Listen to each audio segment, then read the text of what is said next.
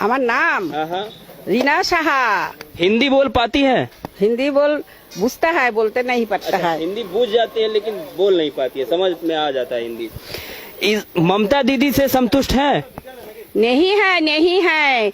हम हलो कस्ता हाथुरी तारा है, इनकलाब जिंदाबाद है। अच्छा, इनकलाब जिंदाबाद है। हाँ, किंतु आमी मोदी का सरकार में सपोर्ट करता है, किंतु वोट में सिंगल वोट में कस्ता हाथुरी तारा में मरता है। आपका बात तो हमको समझ में नहीं आ रहा है। ও বুঝতে পারে না, তাহলে কি হবে? बंगाल আমি मार्च मासेर मार्च मांथेर दो तारीख में गुजरात जाता है। 22 दिन घूर के आया है। गुजरात में माने वेरी इम्पोर्टेंट फील्ड है। मतलब बोल रहे हैं गुजरात आप घूम करके आ गए हैं, गुजरात में विकास वगैरह हुआ है कि नहीं हुआ है? हाँ हाँ, विकास हुआ है, विकास हुआ है, माने स्वर्ग हुआ है। स्वर्ग बन गया है। हाँ, स्वर्ग बना गया। तो मोदी सरकार में ही तो करता है। अच्छा। काजे मोदी सरकार के हम सपोर्ट करता है এবং আমার ফ্রেন্ডসদেরকে বলता है যে মোदी सरकार के फूल में ভোট লাগাও। हाँ, কিন্তু हम नहीं पड़ता है, কারণ আমি ছোট্টবেলা থেকে কাস্তে হাতুড়ি তারাকে ইনকলাব জিন্দাবাদ। মুখ্যমন্ত্রী ছিল জ্যোতি বাবু, পারা যাবে না।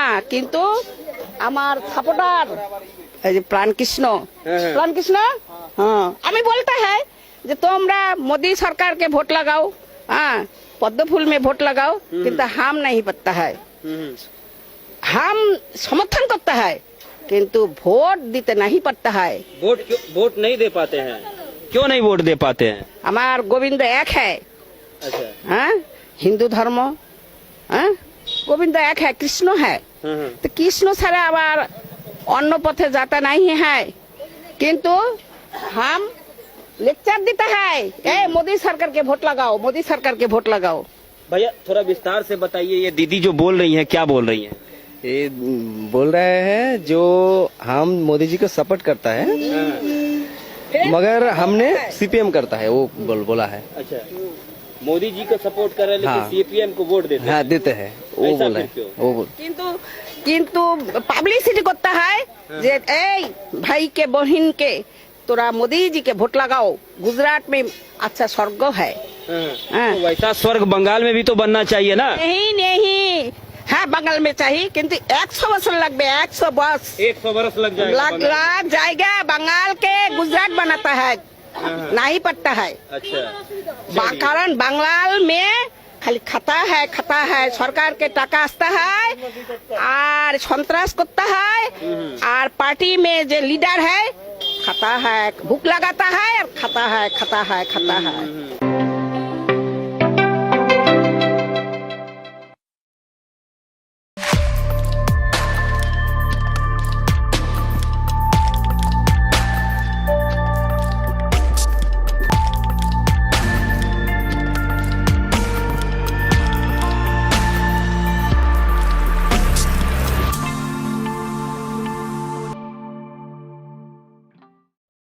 দেখলেন তো পশ্চিমবঙ্গের ঝান্ডু হামেরা কি করিচ্ছে, দল বেঁধে বিজেপিরে ভোট দিছে হাঙ্কেরে বামদের মতো আর কি।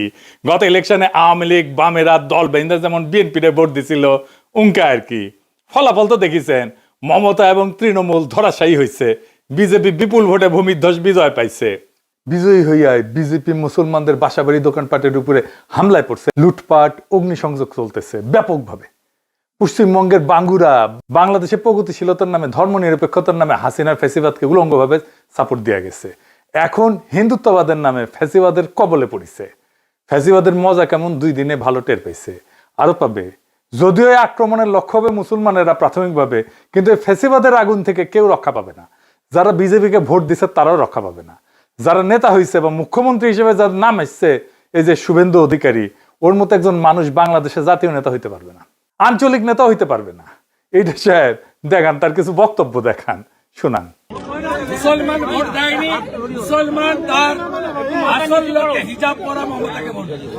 বাংলাদেশি মুসলিম অনুপ্রবেশকারী নোয়াখালী চলে যা, ভাগো ভাগো ভাগো। বিজেপি এপ্রিল মাসে আসবে, 550 কিলোমিটার বেড়া দেব, আর ডিপোর্ট করব। সাতক্ষীরা চলে যা, নোয়াখালী চলে যা, খুলনা চলে যা, যেদিক দিয়ে এসেছিস ওই রাস্তা দিয়ে পালিয়ে যা। যদি সনাতনের বাচ্চা হয়ে থাকে এদের মুখ দিয়ে চৌরাস্তায় দাঁড় করিয়ে জয় শ্রীরাম বলা হয়। বাংলাদেশের সঙ্গে যুদ্ধ ভারতের কাছে তো কয়েকদিনের ব্যাপার নয়, কয়েক মিনিটেই ফয়সলা হয়ে যাবে। মোল্লা ইউনুস সহ গোটা ঢাকা চাপা পড়ে যাবে। এদেরকে কেউ কাউন্টই করে না, মশা মাছি। এই রাজাকারের বাচ্চা, হেফাজতের বাচ্চা, যাহাই ইউনুস তাহাই মমতা। এবং প্রায় ৮০ লক্ষ থেকে ১ কোটি বহিরাগত রোহিঙ্গা মুসলমান এখানে ঢুকে আমাদের রাজ্য কার্যত দখল করে নিয়েছে। जैसे इजराइल सिखाया गाजा में, उस तरीके से हमारी भारत की 100 करोड़ हिंदू। শুনিছেন? আচ্ছা রিতেশ সাহেব, ওই যে দেখান ওই যে বাংলাদেশিদের দর বলে যে ধাওয়া করেছিল ওটা দেখান।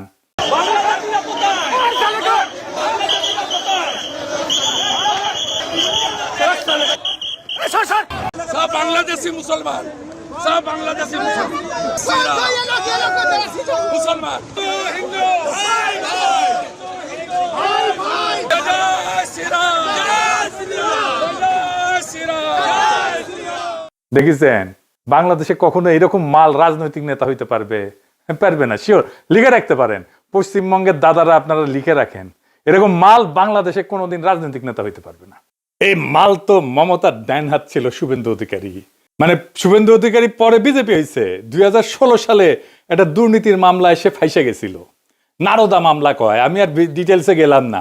ওই মামলার পরে 2016 সালে মোদি শুভেন্দুরে নিয়ে মস্করা করেছিল স্টেজে বক্তৃতার মধ্যে। এটা যে দেখান সেটা कैमरा के सामने कितना लाए हो? अच्छा लाओ लाओ, और ऐसे कुर्ते में रख देते हैं। टीवी पे देखा कि नहीं देखा आपने? और चेहरा कितना भोला भाला था, ऐसा लगता था ये तो रोज की आदत वाले लगते हैं। দেখেছেন কার কথা হচ্ছে? শুভেন্দুর কথা। এবার ওই যে বলি যে ভোলা বালা, ওই ভোলা বালাটা কে? ক্যামেরার সামনে ঘুষ নেওয়ার ভিডিওটা দেখান। You know I'm working. You know I'm দেখেছেন একের আঙ্কের শিলং সালাউদ্দিন বরাবর না, যারে বিদেশি নাগরিক বলে সরকার থেকে বের করে দিতে কইছিল তারই ক্যাবিনেটে পাশে বসায়। দেখান ওই ভিডিওটা আবার। আপনার সরকারে একজন বিদেশি নাগরিককে আপনি জাতীয় নিরাপত্তা উপদেষ্টা করেছেন। আপনার কি সেই আক্কেল জ্ঞান নাই?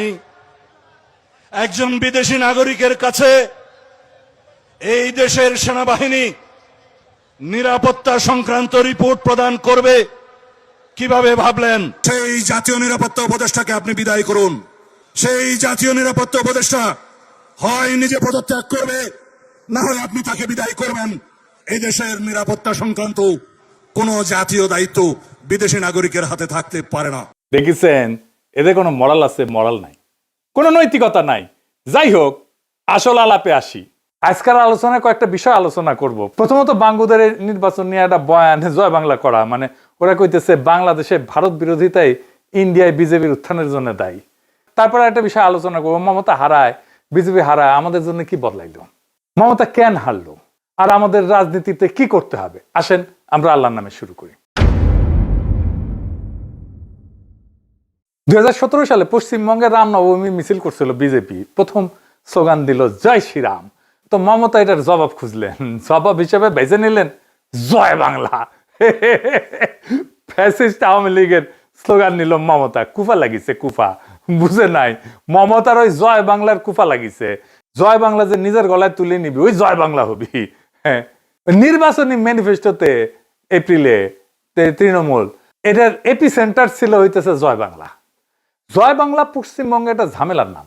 1971 পশ্চিমবঙ্গে 1 কোটি শরণার্থী গেল, চোখ উঠছিল, চোখ ওটা রোগ ছড়াইলো। বেশিরভাগ রিফিউজি ক্যাম্পে, কিন্তু রিফিউজি ক্যাম্পের বাইরেও সংক্রমিত হইল চোখ ওটা। ওই রোগের নাম হইল জয় বাংলা রোগ। হ্যাঁ, চোখ ফুলে লাল হইতো, এত বড় বড় ছড়া বানাইলো। জয় বাংলার লোক ঢেলা ঢেলা চোখ, কেমন যাওরা দেখেন। আবার আমরা মাছ খাইতাম, মাছ ধরতো ওরা রিফিউজি ক্যাম্পের লোকেরা, আর কিছু মাছ খাইতো, কিছু মাছ বিক্রি করতো রিফিউজি ক্যাম্পের লোকেরা। তো ওরা কইতো, কবিতা কইতো, জয় বাংলার লোক ঢেলা ঢেলা চোখ, ভাতের দিকে যেমন তেমন মাছের দিকে চোখ। এই জয় বাংলা নিজের ইলেকশন ডক্ট্রিন কেউ বানায় বলেন? মানে মোদীকে ঠেকাইতে হবে, এটা তো মমতার এজেন্ডা ছিলটা। পশ্চিমবঙ্গের অ্যান্টি মোদি বলে যারা দাবি করে তারা জান লড়াই দিছে বিএনপিকে ঠেকানোর জন্য, দেয় নাই। 91 লক্ষ ভোটারকে বাদ দিছে নাকি SIR কইরা, সেটা নাকি মমতার হারানোর জন্য দায়ী কিনা সেটা পরে দেখা যাবে। প্রায় 91 লক্ষ ভোটার SIR এর মাধ্যমে বাদ পড়েছে। এরা সবাই মুসলিম ভোটার এবং স্বাভাবিকভাবেই এই মানে ভোটটা তৃণমূল কংগ্রেসের বেশি হওয়ার কথা ছিল এবং সে কারণে, এবং এটা কিন্তু মোট ভোটারের 12%, এটাও মাথায় রাখা দরকার। অর্থাৎ 12% ভোটার এই নির্বাচনে ভোট দিতে পারেনি যারা তৃণমূলের ভোটটা পেতে পারত। কিন্তু এটা বড় সংখ্যা, কিন্তু মোট ভোটার হয়েছে 7,66,00,000, তার মধ্যে 12% ভোটার বাদ। আপনি চিন্তা করেন, বাংলাদেশে 12% ভোটার বাদ দিচ্ছেন, আগুন লেগে যাবে। ইলেকশন হইতে দিত, নির্বাচন কমিশন তুলে নিয়ে বুড়ি গঙ্গায় ফেলায় দিত, ইলেকশনই হইতো না। বাংলাদেশ হইলে কোনো প্রতিবাদ নাই পশ্চিমবঙ্গে, পশ্চিমবঙ্গকে ওন করেনি তোরা কেউ, সেজন্য ডিফেন্ড করতে পারে না। আমরা ওন করি বাংলাদেশকে, যাই হোক ভালো খারাপ মন্দ যাই হোক আমরা ওন করি, প্রত্যেকে জান লড়াই ডিফেন্ড করি দেশকে। আমরা ডিফেন্ড করি আমার পলিটিক্যাল রাইট রে, জানের মায় করি না, আর গুলি বন্দুক লাঠিরে ভয় করি না। এই যে পশ্চিমবঙ্গের হিন্দুত্ববাদী ফ্যাসিস্টের হাতে পড়লো, অনেকদিন থাপ খেতে হবে। আমি এতে মোটে ব্যথিত না। পশ্চিমবঙ্গ যে আমাদের মানুষ মনে করে না, কোনোদিন আমাদের সাথে পলিটিক্যালি এনগেজ হয়নি, সে CPM হোক, কংগ্রেস হোক, বিজেপি হোক, কেউ বাংলাদেশকে বন্ধু বলে মনে করে না। আমাদের টুরিস্ট না গেলে কলকাতায় অনেকে পেটের ভাত জুটবে না, অথচ কি বিভৎস বাংলাদেশ ঘৃণা, বাংলাদেশের সাধারণ মানুষকে ঘৃণা, ইসলাম ধর্মকে ঘৃণা।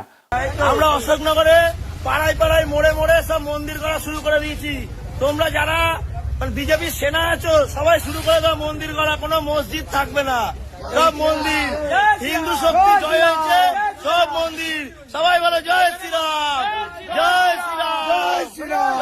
বাংলাদেশ তাদের কাছে সবসময় হারানো জমিদারি, বাংলাদেশের সংখ্যাগরিষ্ঠ মানুষের ধর্ম তাদের কাছে ঘৃণার। তো এই পশ্চিমবঙ্গ মরল নাকি ঠাপ খেললো তাতে আমাদের কি? ওরা নিজের শক্তিতে মোদিরে জীবনে হটাইতে পারবে না, কয়ে দিলাম, লিখে রাখেন। ওই হ্যাডম তাদের নাই। আমাদের সাথে একটা পলিটিক্যাল অ্যালায়েন্স থাকলে পারতো, কারণ আমরাই একমাত্র শক্তি পৃথিবীতে, আধুনিক দুনিয়াতে যারা ফ্যাসিবাদকে পরাজিত করছি রাস্তার লড়াই কইরা। আমাদেরই অভিজ্ঞতা আছে, অন্তত আমাদের লড়াইয়ের অভিজ্ঞতা তাদের কাজে লাগতো, সাহায্য করতে পারতাম। কিন্তু ওরা তো করবে না, ওরা কখনো একটা দেশ হয়ে উঠতে পারেনি। কেন পারেনি জানেন? আসেন সেটা আলাপ করি। পশ্চিমবঙ্গের কোনো রক্তাক্ত ইতিহাস নাই। পশ্চিমবঙ্গ 1947-এর পরে প্রায় 80 বছর গেছে, তার ইতিহাসে কোনো রক্তাক্ত গণ আন্দোলন নাই, কোনো ভাষার জন্য লড়াই নাই, রাষ্ট্রের জন্য লড়াই নাই, রক্ত দেওয়া নাই, স্বাধীনতার জন্য যুদ্ধ হয় নাই, কোনো স্বৈরাচারের বিরুদ্ধে রাস্তায় শহীদ হয় নাই, বিপ্লব নাই, গণ অভ্যুত্থান নাই, গণভবন দখল নাই, সংসদ ভবন দখল নাই, প্রাইম মিনিস্টারের হেলিকপ্টারে তুলে তারায়নি নাই, বন্দুকের সামনে দাঁড়ায় অকাতরে জীবন দেওয়ার কোনো ইতিহাস নাই। আবু সাইদের মতো কোনো ছবি নাই তাদের হাতে, কোনো জুলাই নাই। তাদের ইতিহাসে মীর মুগ্ধরা জন্মায় না। নকশালবাড়ি ছিল তারা কইবে, কিন্তু সেটা ছিল একটা এলিট ভ্যানগার্ডিস্ট মুভমেন্ট, গণ অভ্যুত্থান না। সিঙ্গুর-নন্দীগ্রামে হয়েছে লড়াই, হয়েছে, এটা লোকাল রেজিস্ট্যান্স। আমাদের এরকম প্রত্যেক দিনই হয়, পানি নেওয়া হয়, সার নেওয়া হয়, প্রত্যেক দিনই হয় উঙ্কা লড়াই। বাংলাদেশ পুরাই উল্টা। 52, 69, 71, 75, 90, 24 এটা আধুনিক কালের কথা। তার আগে দেখেন সেই ইসা খাতিকা, হাজী শরীয়তুল্লাহ, তিতুমির, প্রত্যেকটাতে রক্ত, প্রত্যেকটাতে জনগণের সাথে রাষ্ট্রের সরাসরি কনফ্রন্টেশন, প্রত্যেকটা জনগণ নিজের শক্তির অভিজ্ঞতা পাইছে। আমি আপনাদেরকে শক্তির অভিজ্ঞতা আমাদেরকে কোথায় নিয়ে গেছে, আমাদের চেতনাকে, এটা আমি আপনাদের একটা প্রমাণ করে দেখাই দিই একটা ছবি দিয়া। আমি আপনাদের কয়টা ছবি দেখাই। এটা 1954 সালে যুক্তফ্রন্ট সরকার বরখাস্ত হইল, আদমজি জুট মিলে বাঙালি বিহারি দাঙ্গা হইল, বিরাট দাঙ্গা, সারা দেশে অস্থিরতা, সরাসরি কেন্দ্রের শাসন শুরু হইল। মার্শাল্ল না, কিন্তু ধরেন জরুরি অবস্থার মতোই আর কি। ঢাকায় দাঙ্গার সম্ভাবনা, সবার মনে শঙ্কা। ঢাকার সবচেয়ে গুরুত্বপূর্ণ এলাকায় পাহারা দিতেছে কয়জন গুলিস্তান, এইটা সাহেব দেখান কয়জন আর্মি, 1, 2, 3, 4, 5 জন, তাই তো? তখন ধরেন পূর্ব পাকিস্তানের জনসংখ্যা ছিল 4.5 কোটি, এখন 18 কোটি, তার মানে 4 গুণ সেই টাইমের চাইতে।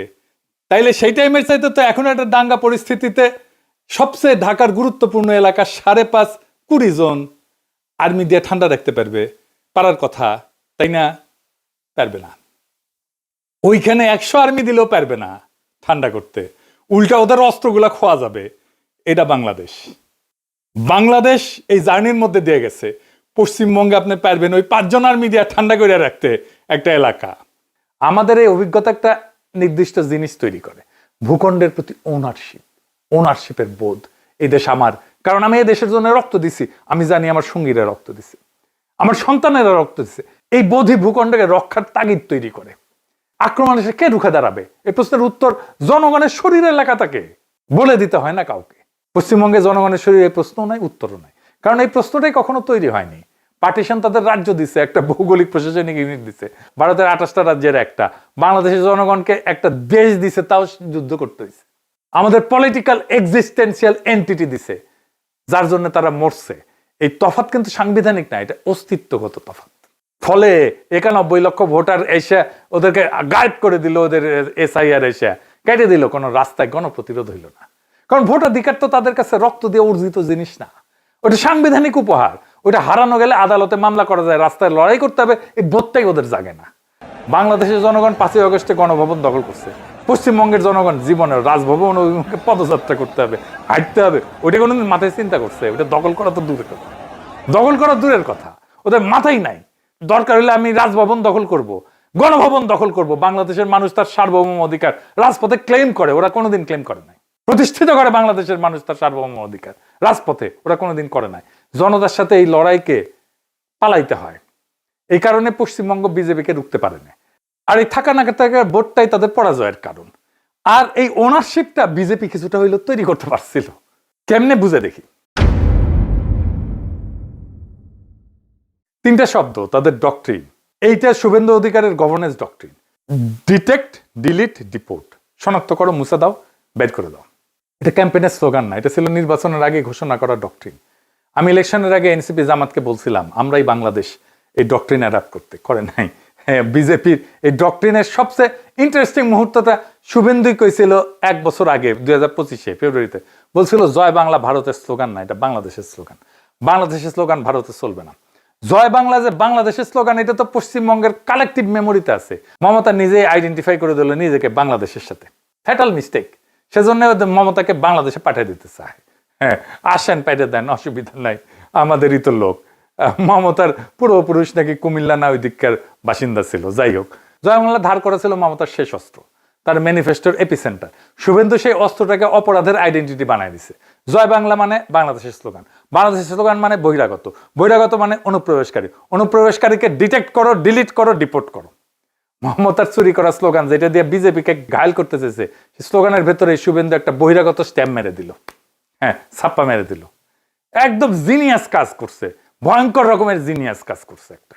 এই ডিটেক্ট, ডিলিট, ডিপোর্টই এটা পশ্চিমবঙ্গের নতুন গভর্নেন্সের ভাষা।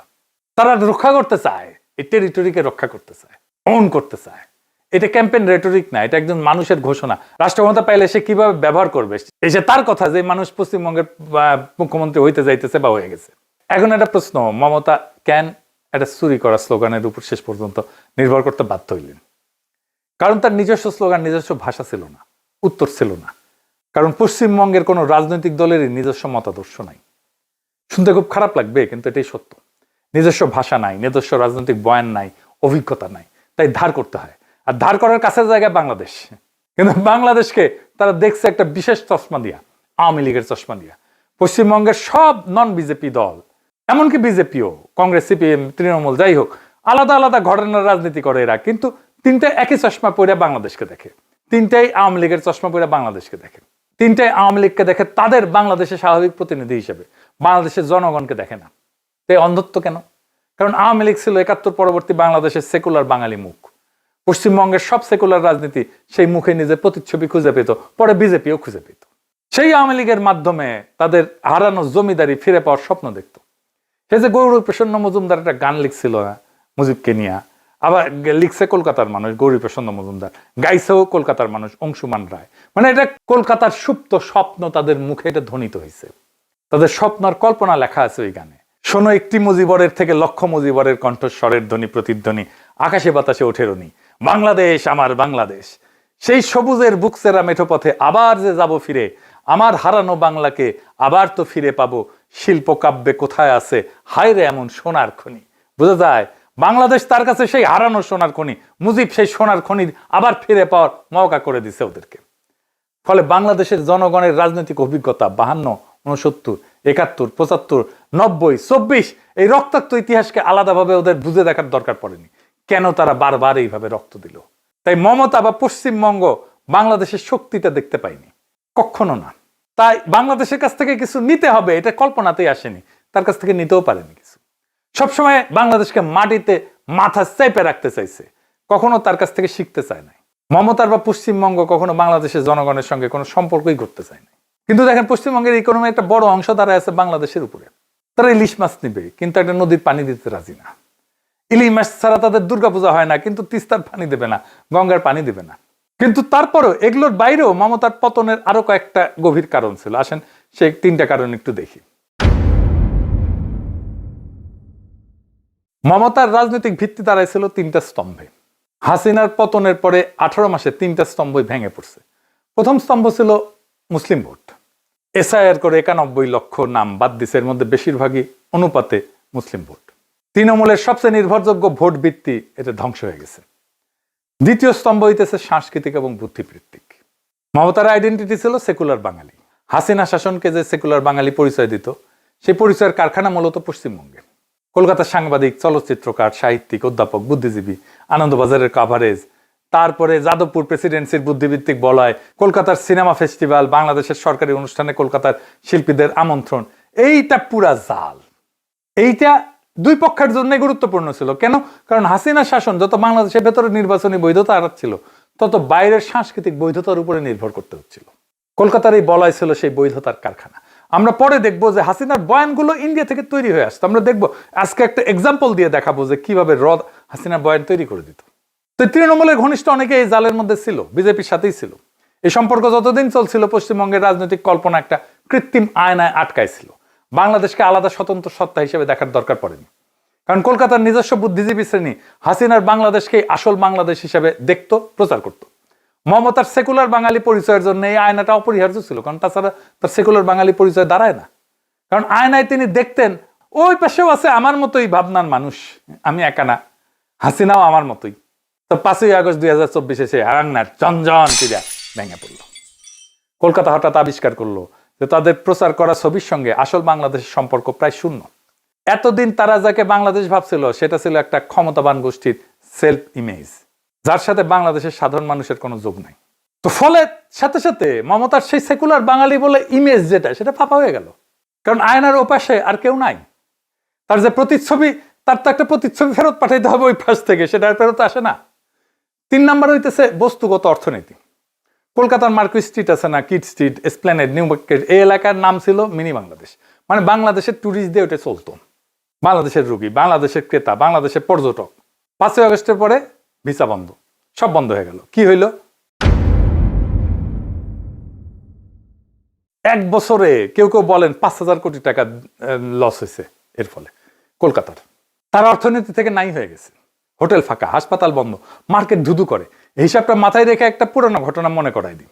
হাসিনা পতনের মাত্র 2 সপ্তাহ আগে 21শে জুলাই 2024 তৃণমূলের শহীদ দিবসের সমাবেশে ধর্মতলায় মমতা মঞ্চে দাঁড়ায় বললেন যে বাংলাদেশ নিয়ে আমি কিছু বলতে পারি না, এটা আলাদা দেশ, ভারত সরকার যা বলার বলবে, কিন্তু কেউ অসহায় হয়ে বাংলার দরজা এলে আমরা আশ্রয় দেব।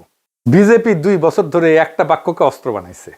শুভেন্দু বলছে মমতা অনুপ্রবেশকারীদের জন্য দরজা খুলে দিচ্ছেন। এই অনুপ্রবেশের সময় তারা বলছে যে আশ্রয় তো দিদি দিচ্ছে। মমতা যেটাকে মানবিক প্রতিশ্রুতি হিসেবে বলছে, সেটাই বিজেপির হাতে অনুপ্রবেশের উস্কানির সবচেয়ে বড় প্রমাণ হয়ে দাঁড়িয়েছে। আর এই অভিযোগের সঙ্গে যোগ হইল বাস্তব ক্ষতি। এখন বলেন মার্কুইস স্ট্রিটের যে ব্যবসায়ী, তার হোটেল দোকান চলতো বাংলাদেশি ক্রেতা দিয়ে, 2 বছর ধরে আয় নাই, ব্যাংকের কিস্তি বাকি, কর্মচারী চলে গেছে। ও তো তৃণমূলের ভোটার ছিল, ও এখন কাকে ভোট দেবে? তৃণমূলকে দেবে? তৃণমূল কিছু করছে তাদের জন্য? করে নাই। সে বাঁচার একটা রাস্তা খুঁজবে, সে বাঁচার রাস্তা খোঁজার জন্য বিজেপির দিকে চলে গেছে আপোষে। শুভেন্দু যখন এসে বলে যে আমি 100 কোটি বাংলাদেশিকে পুশব্যাক করব, তো ওই ব্যবসায়ীরা তখন কি শোনে? তারা শোনে কেউ একজন আমার দিকে তাকাইতেছে, কেউ একজন আমার ভাঙা ব্যবসার জন্য কাউকে দায়ী করতেছে, বাংলাদেশকে দায়ী করতেছে। কেউ একজন বলতেছে সমাধান আছে, যুক্তি ভুল হোক, সমাধান ভুল হোক, কিন্তু মুখ ফেরানোর ভঙ্গিটা তো সঠিক। সে তো বলতেছে আমি কিছু করব। আর বিজেপি যখন বলে মমতাই তো অনুপ্রবেশ ডেকে আনছেন, নিজে বলছে দরজা খুলে দেবেন, তখন এই ব্যবসায়ীদের কাছে যুক্তিটা আরো পোক্ত হয়। হাসিনা পড়ার পরে এই ভিসা বন্ধ করে দেওয়ার পরে কলকাতার সবচেয়ে বেশি ক্ষতিগ্রস্ত হয়েছে। মমতা কিছু বলছে? কোনো ব্যবস্থা নিছে? কিচ্ছু বলে নাই।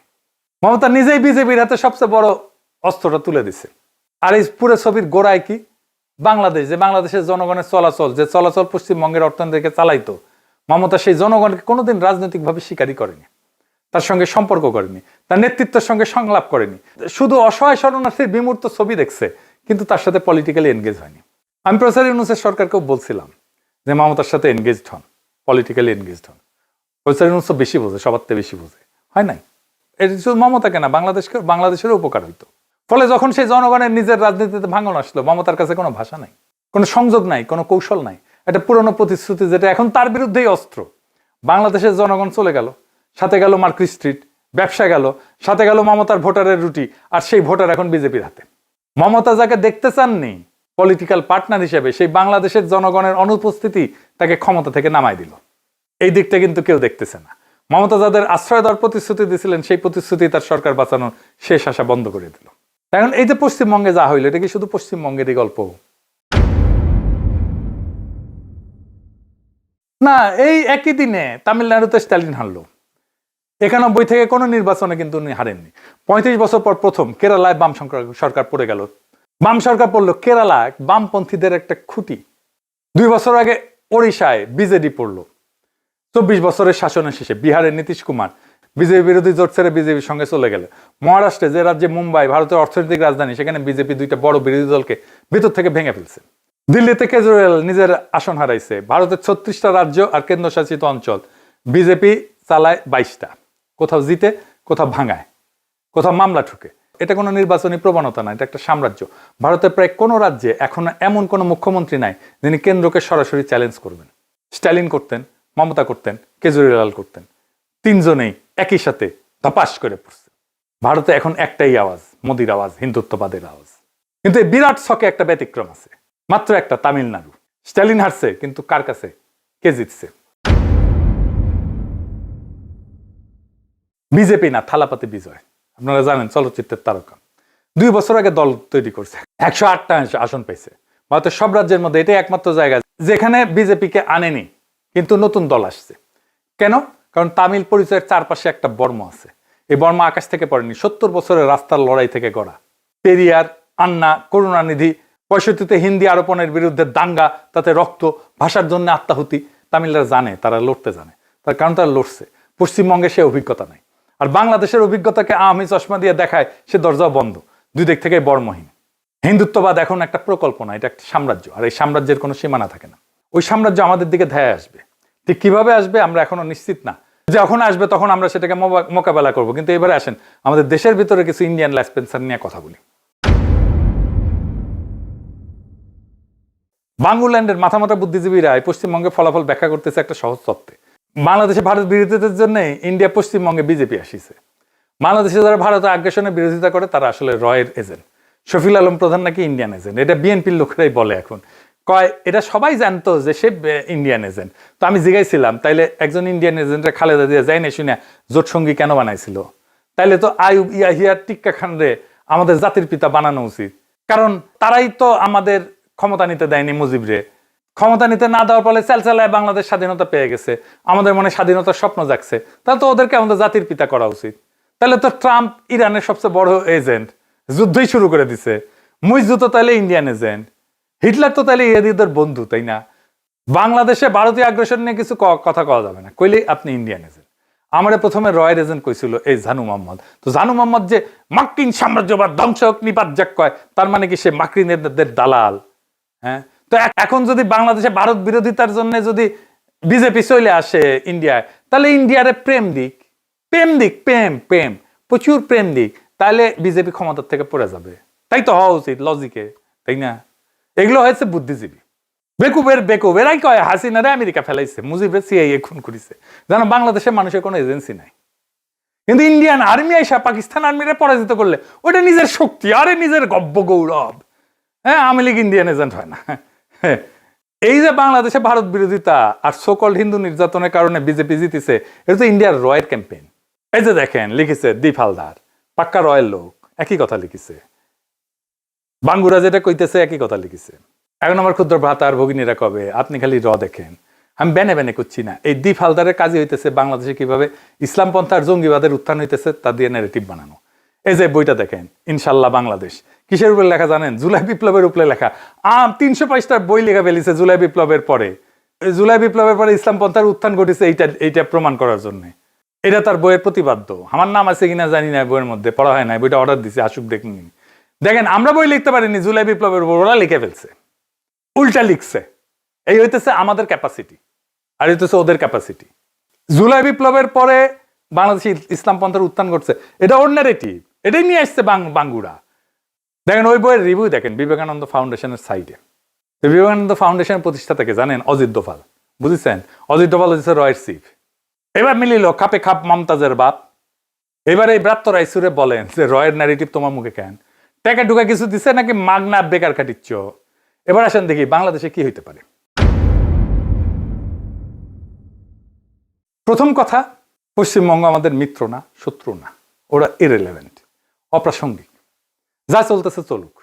ভারতের সেকুলার প্রকল্প শেষ, কংগ্রেস শেষ, বাম শেষ, দ্রাবিড় শেষ, আঞ্চলিক দল শেষ। আরএসএস বিজেপির বিরুদ্ধে ভারতের ভেতরে কোনো কার্যকর প্রতিরোধ নাই। মানে সাউথ এশিয়াতে হিন্দুত্ববাদী ফ্যাসিজমের বিরুদ্ধে একমাত্র প্রতিরোধের শক্তি এখন বাংলাদেশ। আমরা, হ্যাঁ আমরা, আমাদেরকে নিজের ডক্ট্রিন নিজেকে বানাইতে হবে। শুভেন্দুর যেমন একটা ডক্ট্রিন আছে আমাদের বিরুদ্ধে বানানো, ডিটেক্ট, ডিলিট, ডিপোর্ট, আমাদেরও একটা ডক্ট্রিন লাগবে। আওয়ামী লীগের অপারেটিভ, রয়ের এজেন্ট, কলকাতার বুদ্ধিভিত্তিক দালাল, সেকুলার বাঙালির নামে বাংলাদেশের সার্বভৌমত্ব ক্ষয় করা সমস্ত শক্তির বিরুদ্ধে আমাদের বাংলাদেশ ভূখণ্ড থেকে, বাংলাদেশের রাজনীতি থেকে একটা নতুন ন্যারেটিভ, নতুন ডক্ট্রিন লাগবে। বাংলাদেশের কল্পনা থেকে নতুন ডক্ট্রিন লাগবে।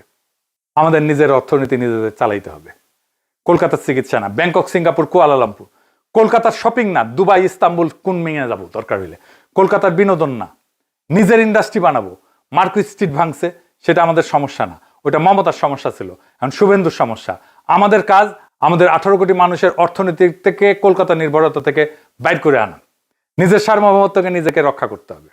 ভারত যদি হিন্দুত্ববাদী রাষ্ট্র হয় ওটা ওদের সমস্যা, আমাদের সমস্যা হবে যদি আমরা নিজেদেরকে রক্ষা না করি। সীমান্তে বিএসএফ এর গুলিতে কিশোর যদি মরে সেই হিসাব আমরা রাখবো। তিস্তার পানি আটকে রাখা যদি হয় সেই হিসাব আমরা রাখবো। যদি গঙ্গার পানি আটকে রাখা হয় সেই হিসাব আমরা রাখবো। দিল্লি থেকে, আগরতলা থেকে, কলকাতা থেকে যে ন্যারেটিভ বোম্বার্ডমেন্ট হবে সেইটা আমরা কাউন্টার করব নিজের ভাষায়, নিজের প্ল্যাটফর্মে, নিজের শর্তে। পশ্চিমবঙ্গ পড়ছে কারণ পশ্চিমবঙ্গের জনগণের শরীরে কোনো রক্তের স্মৃতি নাই। বাংলাদেশের জনগণের কালেকটিভ মেমোরিতে শুধু প্রতিরোধী আছে। সেই ইসাখার আমল থেকে প্রতিটা প্রজন্মের শরীরে শুধু প্রতিরোধের গল্প, রক্ত দেওয়ার গল্প, ভূখণ্ডকে রক্ষা করার গল্প। মা বাবার শরীরে যেটা ছিল সন্তানের শরীরের সাথে সংক্রমিত হয়েছে।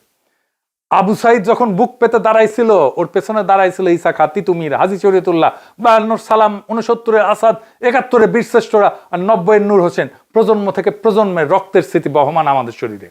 এটাই আমাদের একমাত্র বর্ম, এটাই আমাদের একমাত্র সম্পদ, এটাই আমাদের একমাত্র রাজনীতি। মমতা গেছে, স্ট্যালিন গেছে, বাম গেছে, নবীন গেছে, উদ্ধব গেছে, জগন গেছে, নীতিশ আত্মসমর্পণ করছে। পুরো সাউথ এশিয়াতে একটা জায়গাতে হিন্দুত্ব ফ্যাসিজমের সামনে একটা প্রাচীর দাঁড়ায় আছে। পদ্মার উত্তরে, মেঘনার পশ্চিমে, আমাদের মাটিতে মোদির হিন্দুত্ববাদের পরাজয় হবে আমাদেরই হাতে।